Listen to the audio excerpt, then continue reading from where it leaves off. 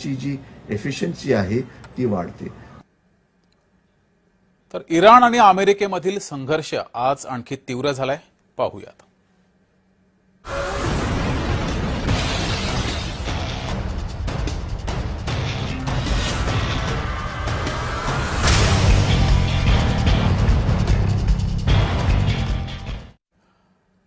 तर अमेरिकेनं इराणच्या लष्करी तळांवर, क्षेपणास्त्र प्रक्षेपण केंद्रावर आणि किनारपट्टीवरील काही संरक्षण ठिकाणांवर नव्या हवाई कारवाया केल्या. त्यानंतर इराणनं बहरीन, कुवेत, ओमान आणि जॉर्डनमधील अमेरिकन लष्करी तळांवर क्षेपणास्त्र आणि ड्रोन हल्ले केल्याचा दावा केला. याचा आपल्यासाठी सर्वात मोठा परिणाम म्हणजे होर्मुझची सामुद्रधुनी पुन्हा पूर्णपणे बंद झाल्यास जमाय. कारण इराणनं गेल्या काही दिवसात होर्मुझमधून जाणाऱ्या काही व्यापारी जहाजांवर हल्ला केला. यामुळे तिथून वाहतूक करणं धोक्याचं बनलंय. तसंच प्रचंड महागाई झालंय. अमेरिकेनं या महत्वाच्या सागरी मार्गावर नियंत्रण असल्याचा दावा केला असला तरी इराणच्या कारवायांवरून तो दावा फारसा खरा वाटत नाहीये. त्यामुळे जागतिक तेल पुरवठ्यावर परिणाम होण्याची भीती वाढली असून आंतरराष्ट्रीय बाजारात कच्च्या तेलाच्या किमती वाढल्यात.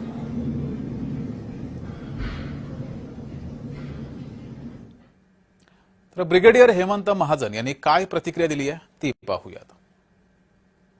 इराणने होर्मुझला एक वेपन ऑफ मास डिस्ट्रक्शन बनवलेलं आहे. आता यामध्ये अमेरिका माघार घेत नाहीये आणि इराण पण माघार घेत नाहीये. अमेरिका माघार घेत नाही कारण जर त्यांनी माघार घेतली तर मध्य पूर्वेतले देश जे अमेरिकेच्या वरती जास्त विश्वास ठेवत नाहीयेत त्यांची विश्वसनीयता अजून कमी होईल.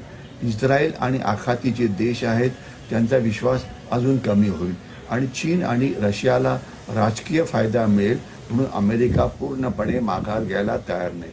इराण माघार घेत नाहीये कारण त्यांच्या नेतृत्वाला आपल्या लोकांना दाखवून द्यायचं आहे की ते अतिशय एक स्ट्रॉंग आहे आणि ते अमेरिकेचा पराभव करू शकतात. तर याच्यामुळे दोघंही देश प्रयत्न करत आहेत की काहीतरी फेस सेव्हिंग स्वतःची प्रतिमा वाचवून युद्धातून बाहेर पडायचं. पण दोघंही देश हे झोकण्याकरता तयार झालेले नाहीयेत. तर आता हे जे युद्ध आहे याचा परिणाम कोणावरती होतो आहे? जगाच्या अर्थव्यवस्थेवरती होतो आहे.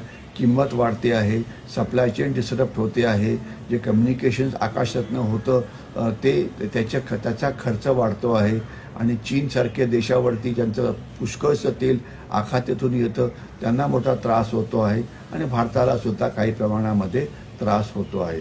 परंतु आता लक्षात असायला पाहिजे की भारताने आपलं जे तेल आहे याचं विकेंद्रीकरण केलेलं आहे आणि आता आपण 45 देशांकडनं तेल घेतो. तर त्याच्यामुळे जरी होर्मुझ बंद पडली तरी ना देशामध्ये तेलाचं काही शॉर्टेज होईल किंवा जे गॅस आहे त्याचं काही शॉर्टेज होईल.